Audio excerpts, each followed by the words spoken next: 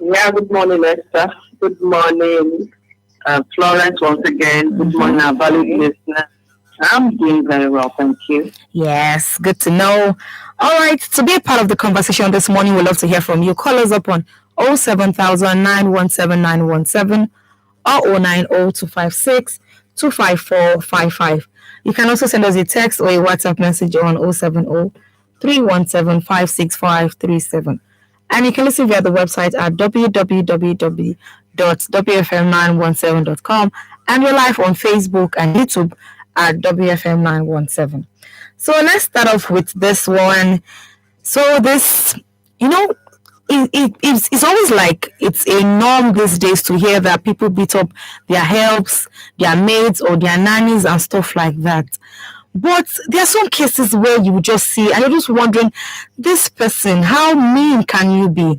So there is this very gory side. I mean, this video of a boy. This boy cannot be more than 15, who was badly beaten, badly wounded by his boss because, according to her, he stole meat from the pot and he made her incur debt. And the story was not just, but how do you beat a child like that? See, I'm very so sure that you would not beat your own child like that. You would not. Even if you would beat your own child like that, then how would you treat someone else's child? But having a help who is 15 first or below is even illegal first off. Then you go ahead to treat a child like this. I really do not understand what goes on in the minds and heads of people who treat children like this, Florence. I think we have just one word to describe people who do this: wickedness. It's the height of wickedness to subject another person's child to this kind of torture. We know and we have heard that a lot of minors have been killed, many have been maimed because they were beaten, they were wounded by their aunties or employers or even stepmothers, you know. Just like you said, in the first instance, to have a child who is supposed to be in school working for somebody is a violation of that child's rights. Every child has a right to education. A child under, you said the boy is about 15 or so, should be in school for God's sake. If you have a system that works, that child should not be subjected to child labor. So a lot of things are involved here. Is a case of child labor, is a case of child abuse. And in my own opinion, you know, I think I've said it on Panorama before. Women in the villages, mothers in the villages who have children, and some elite women will go from city to the village to say, oh, let your son follow me, let your daughter follow me, I will do this for him, I will do this for her. I think they should wake up. Because in a large percentage of cases, these women who make promises do not fulfill the promises. They will tell the mothers of these children, I will send your children to school, I will make her learn a skill or make him learn a skill. They won't do all those when they get to the city. And the poor children will just suffer for nothing. Many times they can't even reach out to their parents, they can't report. So women in the villages, my own advice is, whatever it is you have your children with you. Where God will take them to, God will take them there. And then you'll be sure that they are alive and they are growing well. And of course, a word of caution to this kind of women who inflict injuries on other people's children. In the first instance, I don't know, I believe this woman should have been arrested. Yes, she has been charged. This is going side, and she should be justice should be served to serve as a deterrent. Maybe other women who are in the habit of doing this will learn from our own mistake. But it's inhumanity against humanity, like they say, and it's highly condemnable. It is. Thank you very much, Florence. Ibinamba, what do you think about this story? Okay, thank you. So, you see, I'm completely gutted by some stories or by some things I hear and see. I saw this video and I couldn't hold back my tears. You see, people are becoming so filled with empathy has been thrown away.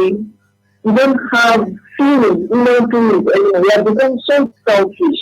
So self-centered that sometimes you ask yourself, is this really, whatever it is that this child did, Okay. you cannot literally throw away the baby water, as well as the baby salt. Whatever this boy did, the magnitude is not in question now. So what you do to that? So even kill a cow. You see some people, they don't know factors and they cannot kill a cow. And you, a mother, and in that video, she wasn't even looking remorseful. It's like she didn't even understand what trouble she could get into. If this video gets into the hands of some people, of the organization. So then there are things, how to see just the difference, what we do. I don't think there is anything that they could have done that would warrant punishment. This is cut from his body. People like parents and people will just go to the villages and they go and make fake promises and they bring the child to the city and begin to treat this child as if this child is an animal. Even animals, to some extent, look at these domestic animals, we have groups of people who want to protect them. So I hope that she should definitely get a commendable punishment because what she did to that boy, that woman is not part of the ritual. Because if you can count a little boy of 15 bleeding with all of the cuts inflicted on him, then she could have killed him. And so the boy had died. This woman will quickly go and dump his body somewhere. Because, if you kill him, if you stretch it a little bit, you will see that this woman's heart is desperately wicked. And she possibly sometimes you do something very stupid, and you begin to tell yourself, oh my God, what came over me? What came over me? She wasn't even feeling remorseful. So there is something that must be done. There is need, and of course, that state. I hope that the Child Rights Act is there. And if it is not yet signed, the government should begin to look at it. Because we need to translate this bill into acts, into laws. Okay.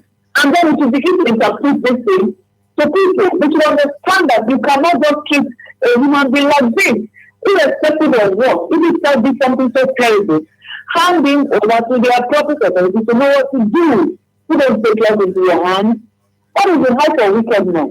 Honestly, and I hope she gets punished for what she has done. Yes, definitely. She should get punished for what she has done because this is very, very sad. I really don't want to imagine how that little boy is feeling right now with all of the injuries inflicted on him because of his like, how do you even punish a child so bad for stealing? I'm not saying that stealing is good. No. But stealing meat and you inflict such injuries on a child.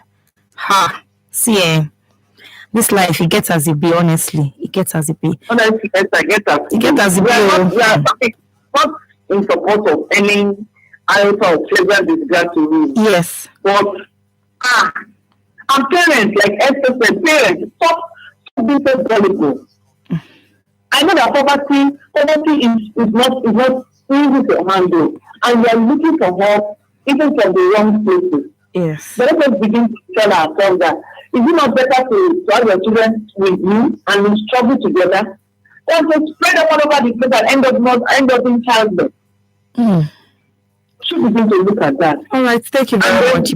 Let's make sure that every school age child that is not in school, to be questioned. Okay.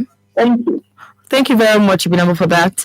You can call us up on 07000 917 917 or 090 25455. And if you're listening to me now, you know any child around your area, or there's this child you're always wondering, why is this child not in school? Or this child is always being assaulted by maybe a boss or somebody around. You can send us a text on 070 317 56537. 070 317 56537, and we can pick it up from there. So we're going over this other story, and this one is about sexual harassment at the workplace. A lot of women, if women actually want to come out to tell you the things that they go through in workplaces when it comes to sexual harassment. And another thing I found out over time is the fact that some people do not know that you can sexually harass somebody even before you touch the person. But people do not know. You just open your mouth and just keep talking. At least your body do this one. Why your body do this? Why are you doing that, for God's sake? Why? Why are you doing it? Some people will talk about your body as a lady so much that I tend to avoid these people because I don't even want to be in the same space. Now this lady has come out to say that because she rejected her boss's offer, this man has made life so difficult for her that there's nothing she knows how to do well. He's always complaining and all of that. Finally, he fired her, he let her go. But my point is, I think we've gotten to that point where we need to start calling people like this out. Call them out, put a name to this story, put a name to it, maybe name the organization or something so people get to know.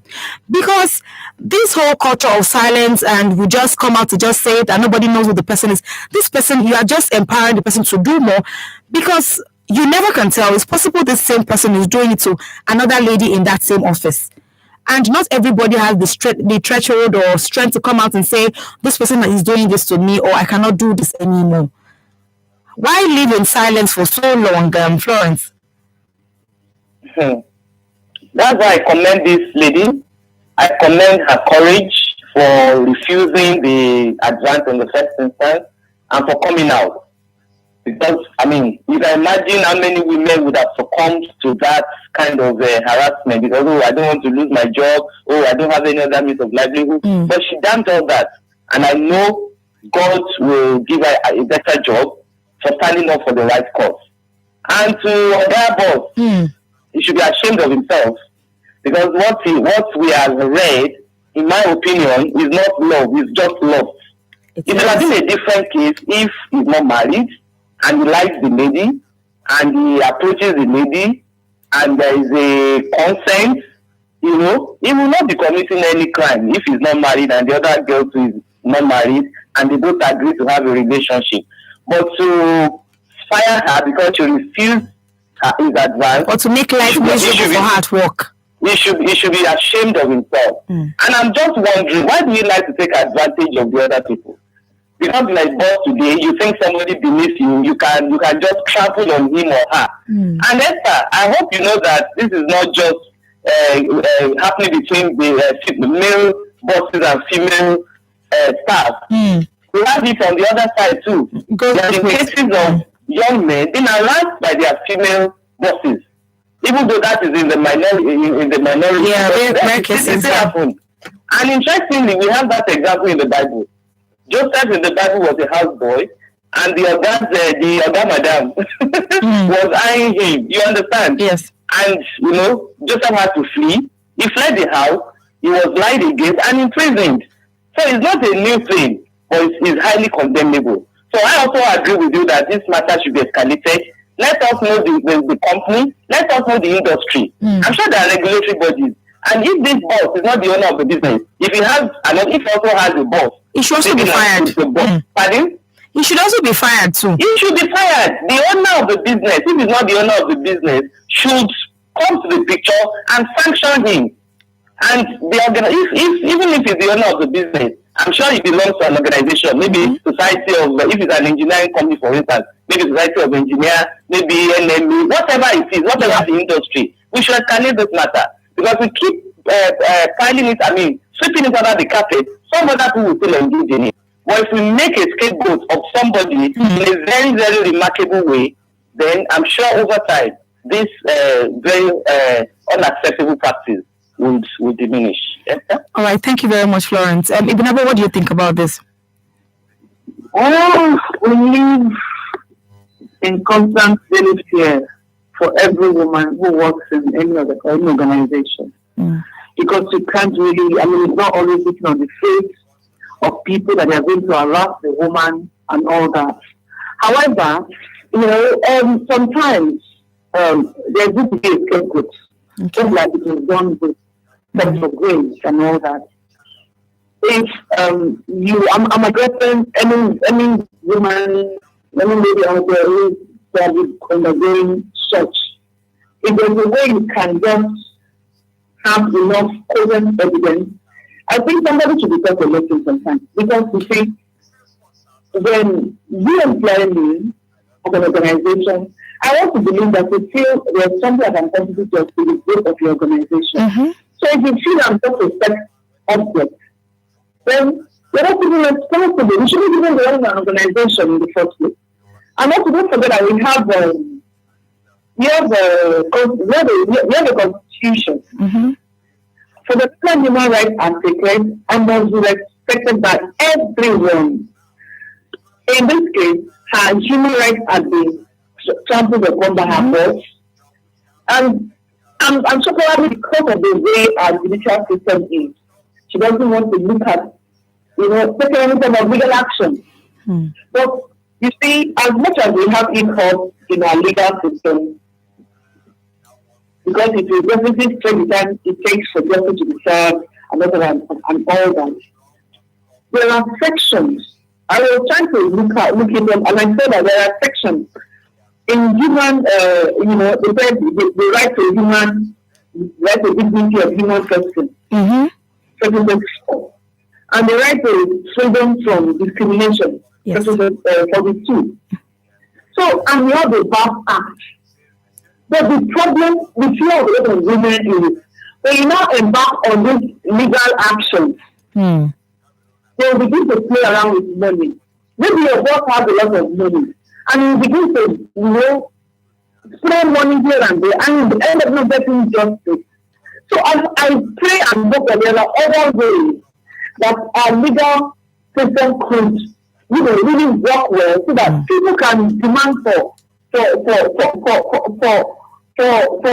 justice. When the rights are being trampled upon, you're going to seek for a job. You've got this job of merit, and somebody will come and want to start, abusing you sexually because you are of a particular gender. It is not right. Absolutely not. Thank you. Thank you very much, Ibnabo. You can be a part of the conversation by calling us on 07000 917 917 or 090 256 Let's Florence, let's stay a little longer on this story. So in the comment section when she dropped the post, a lot of people were saying, "Na lie, he don't do one before, he no pay him again, now he make her dey complain." Some other people said, waiting there your body, where person no fit follow you talk. Like when I saw this comment, some of these comments, I had to go check out the profile of these persons that dropped these comments, and I'm like, well, what is this? Now these are the same kind of people you meet in the society. Imagine having to, maybe you have this person as your boss or maybe some kind of superior, and you go to report such cases to this person. Imagine what this person will say if they will not dismiss the case and just trivialize the whole thing. I really don't think that people should still be thinking like this in this age and time with all of the information everywhere.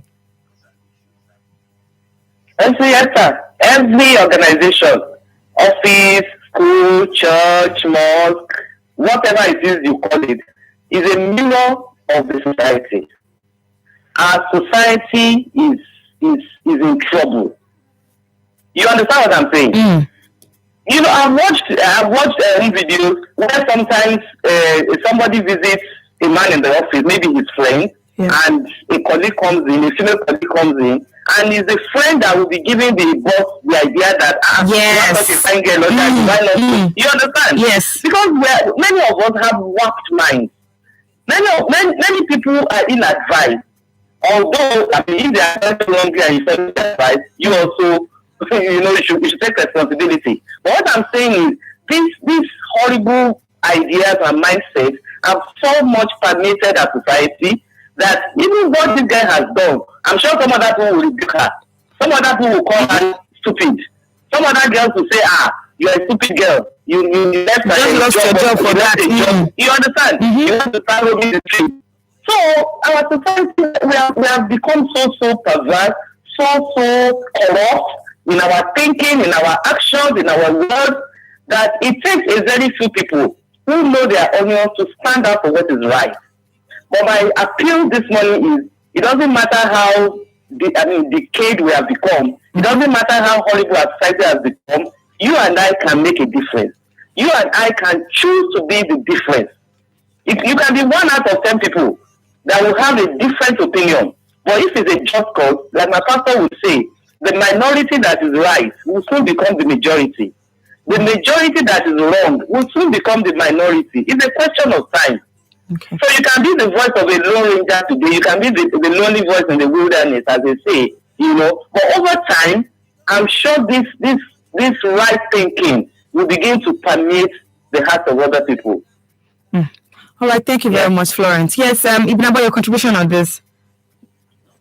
Okay, so what I would say generally is that we sometimes can self-sabotage by being the author of our own downfall. And this is the mistake where a lot of people are in the ministry. Bad as it's fast becoming the norm, and good is fast becoming the abnormal.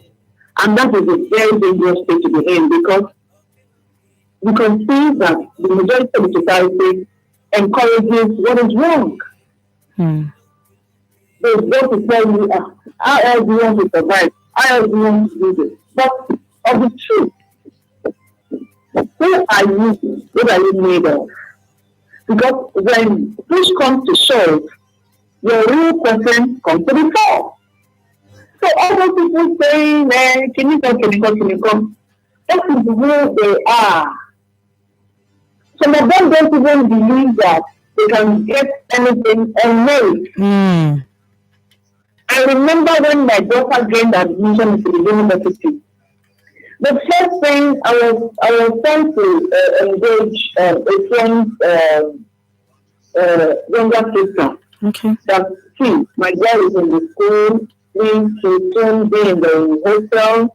I want you to look out for her. You are here. You're almost out to have a year, but usually I can never see each other and everything. You know what this girl said to my daughter? She said, your name came out of the merit list. So what did your mom do? So we always have to do something to you understand. So because somebody gained admission due to the fact that some things were done clandestinely to gain the admission, does not mean everybody should be like that.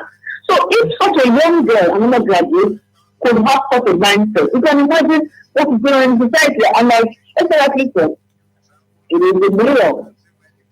Whatever it is displayed, it is the mirror of what the family is in fact becoming. So I want to admit that you are a good person. Don't allow the pressure coming from the bad people of society to turn you into one of them. Don't follow that bandwagon. Just be your good self. Like Florence said, the minority good, some they become the good, that is good. It's a matter of time. It's a matter of time. Thank you. All right, thank you very much, Ibn Abba, for that. It is 20 minutes to 10 on Your Women Radio WFM 91.7, and this is Panorama. Panorama is where we have the ladies from different geopolitical zones come together to discuss, dissect, and disagree on topical issues. Panorama is broadcast from Mondays through Fridays at 9:15 a.m. My name is Esther Alarabi, and I've been speaking to Ibn Abba Dixon and Florence Oladoto Amo. You can call us on 07000 917 917 or 090 256 So this other video we're going to talk. Okay, let's take this call coming in. Hello, good morning. Good morning, Esther. How are you? Yes, good morning, Ambrose. How are you doing? I do see your pose.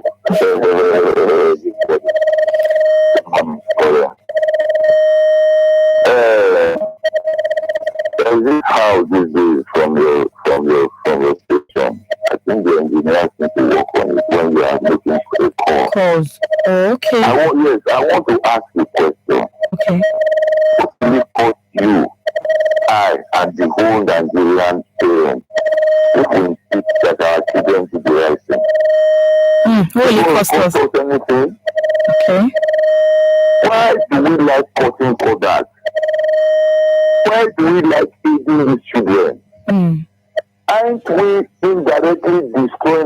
themselves, destroying their future, destroying the nation.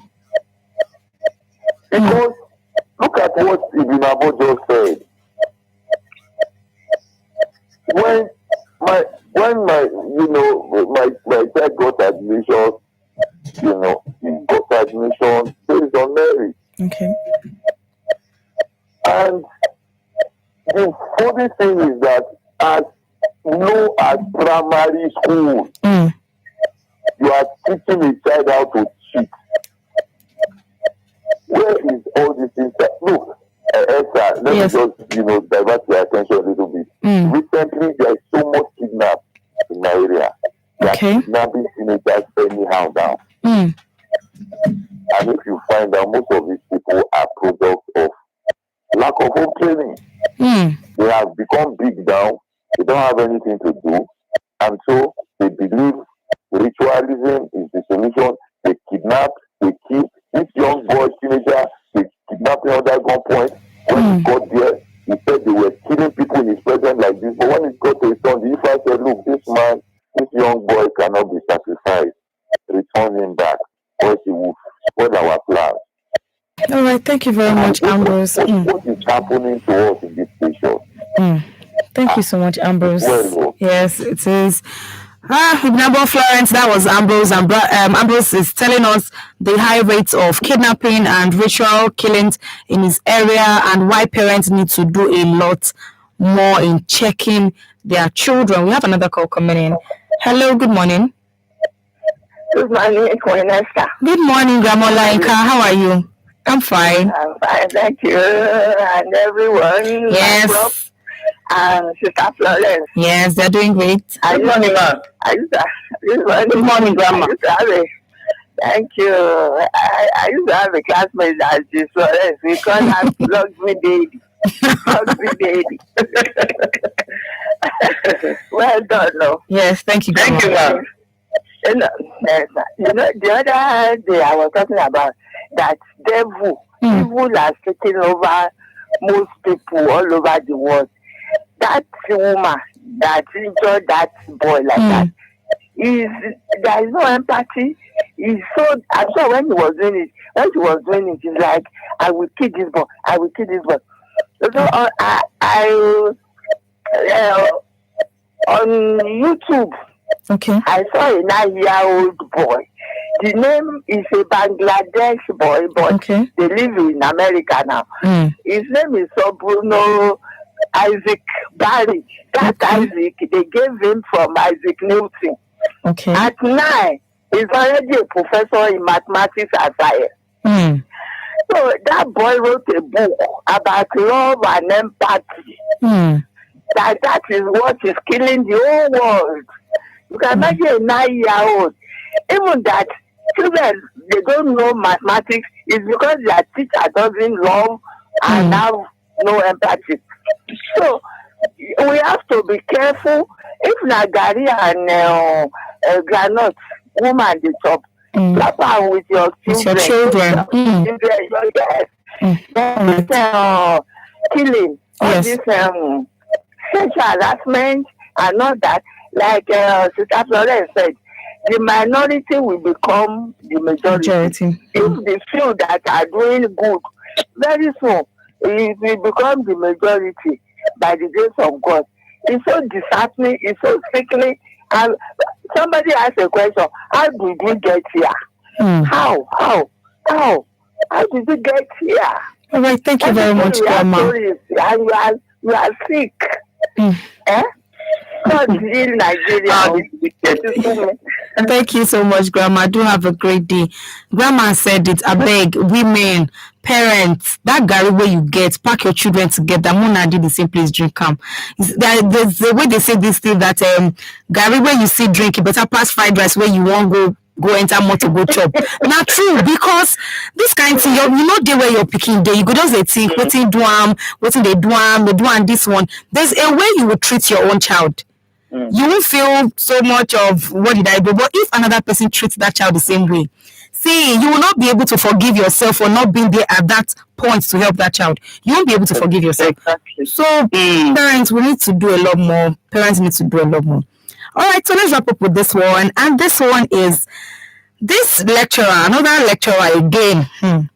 This lecturer, I don't know what this student did in class, but this man had to take a scissors to chop out this guy's hair. I don't know if maybe he was making us in class, or maybe because from the video I can see here, the guy doesn't have any kind of haircut that would want to make you raise your brows or want to talk about or something. But why would you go to a class, a lecturer with a pair of scissors to for something like that?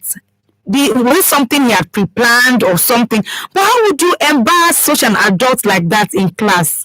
See, for some introverted people like me, see, to go to that class again or to face that man, I don't even know I want to do them, honestly, because it is, see, just in the mud. Florence. Yeah. The video I saw, Esther, but I looked at it very closely. Yeah. I'm of the opinion that boy's haircut or hairstyle Yes. was not the best. You think so? I think so, from what I saw. The heights and the... It's not that he has dreads, but it's like shaka kind of thing. It's not the normal well-combed hairstyle. That's my own opinion. But I'm still looking at this video. This haircut doesn't look bad like that, Florence. It doesn't look bad like that. Okay, let's address the issue. This is a university, very fast university. It's a private university, and I know every school, whether private or public, has a code of conduct. Yes. You know, we talked about this on Monday about this hijab or no hijab. Yes. I presume that Veritas University should have told the students the acceptable haircut or hairstyle, whatever it is. If they have made that known, the parents know, the students know, and they have accepted to pick that school, then they are saying that they are ready to follow.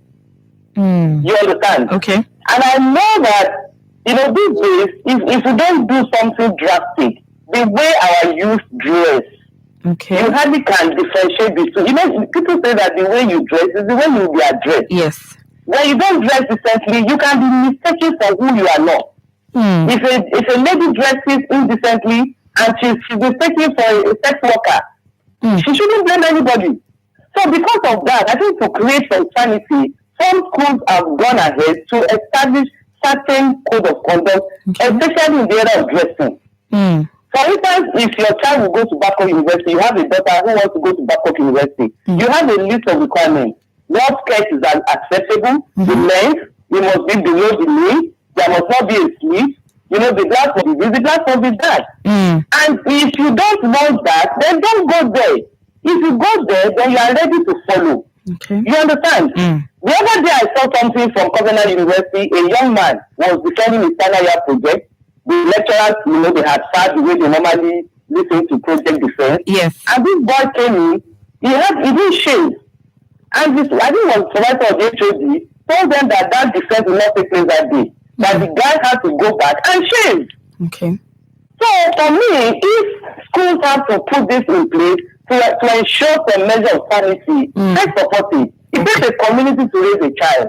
But then another little twist to it is, okay, this boy maybe is already married, he's not a child, he has a right. Maybe it will have been better for the lecturer to say, okay, your hairstyle. Or don't come to my class again with this. Don't come to my class until you barb your hair. That would have been, a better way to go about it rather than supposing the boy became violent.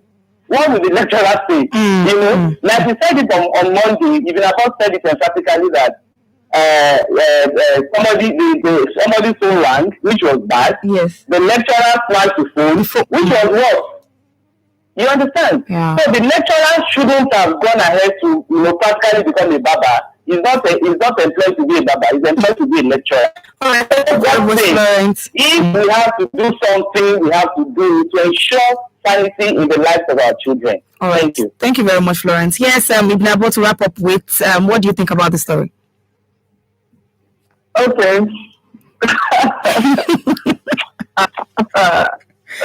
Okay. You know why I laugh? People are unwise. Okay. And when I'm talking about people being on white, I'm referring to that lecturer. He's not following the trend that is going on in Nigeria. It should be social media savvy reasonably so that they will know what is going on. Okay. What am I saying this? When I saw the video, I laughed. You know what he has done to himself? If that boy begins to fake or feign any form of headache, that lecturer is in trouble. There's a lot of ritual going on. Like you could be tied to anything. You understand? So it is time to bring to the fore the level that you have as a lecturer to deal with students. And also, you see, we should be more concerned about the personality. As much as, yes, I stand against irresponsible ways of dressing, but you see, somehow, it is becoming trendy for some youth. So, yes, a school will have its rule book and you must follow it. Yes. And for this boy to have come into the premises, into the campus, and found himself in your lecture hall while you are lecturing with such a letter that is tampon in your school, didn't anybody say him? All the way from and when you saw him that he had such a hairstyle on, I mean, like the man of your class. No, what? Look at the boy. I disagree that the boy is uncultured. Because the boy, you look at the video, the boy is... He just humbly back. Yes. The boy has a sense for the man to start the hair. You see, I am very particular about your character. Character is what is the problem we have in Nigeria. It is the problem we have. Lack of humility. This boy was humble enough to bend his head for this man, to cut his hair with freedom. I think the lecturer was just enjoying himself, trying to be on social media. It wasn't about instilling discipline. Okay. Because looking at the video, I just thought that, what is wrong with this man? Look at this boy is brutaler than you. He could have gone violent, irrespectfully, or he could just stay upright. So that you begin to struggle with your height and want to get a better body. All right, thank you very much, Binabo. Thank you. I want to advise every adult out there. Yes. In as much as we want to correct the wrongs of the youth, we have to be mindful of. Don't cross the line. All right. You don't go and call somebody there and say you have done something, because that person change headache and you'll be in trouble. All right, thank you very much, Binabo. Thank you, Florence, for joining me this morning. Thank you for having me. Yes, thank you. Do have a great day. Yes. Thank you. All right, this is where we call Panorama to a wrap today. I really hope that we, as parents, lecturers, and individuals in the society are able to learn one or two things, because you cannot just go about taking laws into your hands because you're trying to instill discipline. Know where to cross the line. Yes. All right, do want to join us again on Panorama tomorrow at 9:15 a.m. My name is Esther Alaribi. Good morning. To sponsor this program, call the number 0816 480